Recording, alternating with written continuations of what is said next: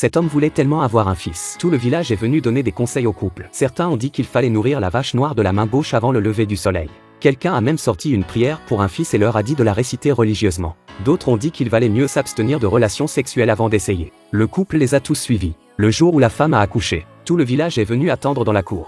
Ils voulaient tous voir si leur méthode fonctionnerait. Mais le résultat fut une grande déception pour tout le monde. Le couple n'abandonna pas et eut 4 enfants à la suite. Mais il n'y avait pas de fils. Mahavia était dévasté. Il voulait tellement avoir un fils à cause de son rêve inassouvi de lutter. Il était un très bon lutteur. Il avait perdu son titre lors d'un championnat du monde. Il avait mis tous ses espoirs dans son fils. Mais il n'avait pas de fils. Il a dû abandonner l'idée. Mahavia est devenu très déprimé. Il ne voulait même plus regarder un match de lutte. Un jour, un couple de parents est venu voir Mahavia avec leur fils blessé. En effet, la fille de Mahavia avait battu les garçons et leur avait fait des bleus. Mahavia s'est immédiatement excusé après les avoir renvoyés. Mahavia ne s'est pas contenté de ne pas blâmer sa fille pour ses bêtises. Elle a demandé à sa fille avec beaucoup d'intérêt comment elle avait fait. Elle a demandé à sa cousine de lui montrer comment faire. Mahavia observa ses 2 filles fougueuses. Son rêve de lutte s'est ravivé. Il fut tellement éclairé qu'il décida d'entraîner ses filles à la lutte. Mais sa femme dit qu'elle ne comprend pas. Elle n'avait jamais vu une femme lutter auparavant. Mahavia était décidé. Il promit à sa femme qu'il essaierait pendant 1 an. Si cela ne marchait pas, il n'en parlerait plus jamais. L'entraînement des 2 sœurs à la lutte commença.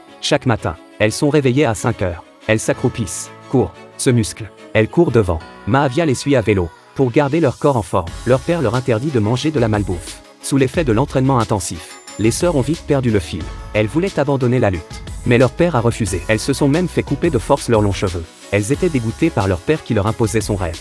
Les sœurs commencent à résister à l'entraînement. Mahavia était furieuse, mais elle ne pouvait rien faire. Peu après, une fille de leur âge se marie dans le village. Elles sont allées le célébrer avec beaucoup de joie. Mais la jeune mariée n'est pas contente du tout. Les larmes aux yeux. Elle se confie à ses sœurs. Sa famille l'a forcée à épouser un vieil homme. Désormais, sa vie se résumera à des corvées interminables et à une ribambelle d'enfants. La mariée enviait ses sœurs d'avoir un tel père. Leur père pouvait supporter les moqueries et les laisser prendre un chemin différent dans la vie. En entendant les paroles de leur meilleur ami, les sœurs ont repris leurs esprits. Si leur père leur avait demandé d'apprendre la lutte, ce n'était pas seulement pour réaliser son rêve. Plus important encore, c'était pour qu'elles puissent avoir leur propre carrière à l'avenir. Pour ne pas être une pauvre femme qu'on laisse tomber.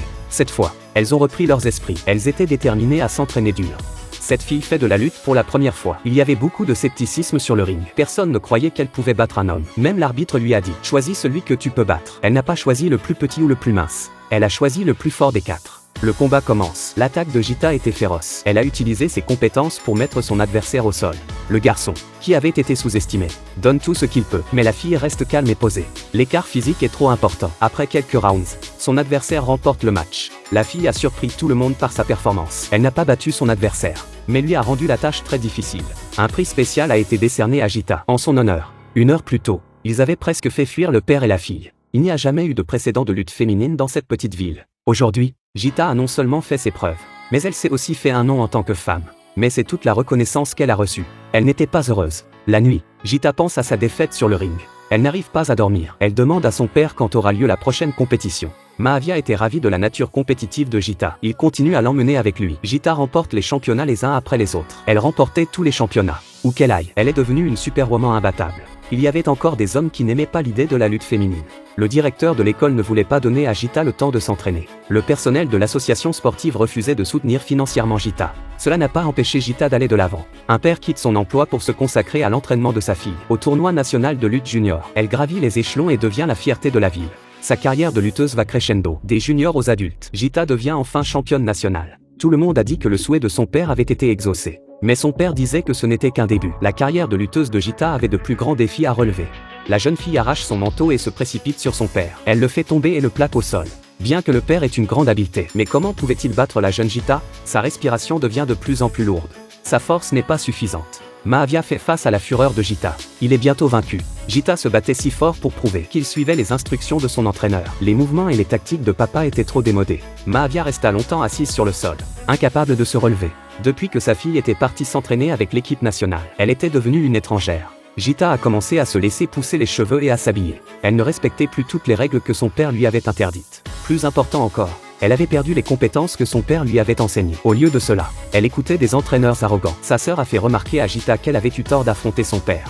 Gita pense que quelqu'un doit dire à son père que ses compétences ne sont plus utiles. La sœur Babita est catégorique. Ce n'est pas que ses tours soient dépassés, c'est qu'il est vieux. Gita n'écoute pas du tout les remontrances de sa sœur. Au championnat du monde, elle a utilisé les techniques de son entraîneur avec ardeur, mais elle a été battue à plusieurs reprises. En revanche, Babita a remporté le championnat national sous la tutelle de son père. Babita a gagné avec enthousiasme sur le terrain. Gita est embarrassée par sa défaite. Bientôt, Babita s'entraînera elle aussi pour l'équipe nationale. Avant qu'elle ne parte, son père lui a dit d'une manière très sérieuse: n'oublie jamais comment tu en es arrivé là. Babita a suivi son conseil. Elle est allée à l'école et s'est entraînée dur. Mais sa sœur était une personne complètement différente. Elle ne se souciait pas de ses nombreux échecs. Le changement d'avis de Gita. Sa sœur s'en aperçoit mais ne parvient pas à la convaincre. Un nouveau tournoi pour Gita. Une fois de plus, elle est écrasée par son adversaire. Les matchs suivants sont une succession de défaites. Gita se rend enfin compte qu'elle est en train de déraper. L'entraîneur l'encourage en lui disant qu'elle se débrouille assez bien. L'adversaire était trop forte. Il n'y a pas lieu de s'en prendre personnellement à elle. L'entraîneur a dit cela parce qu'il ne s'attendait pas à ce que Gita remporte un prix international.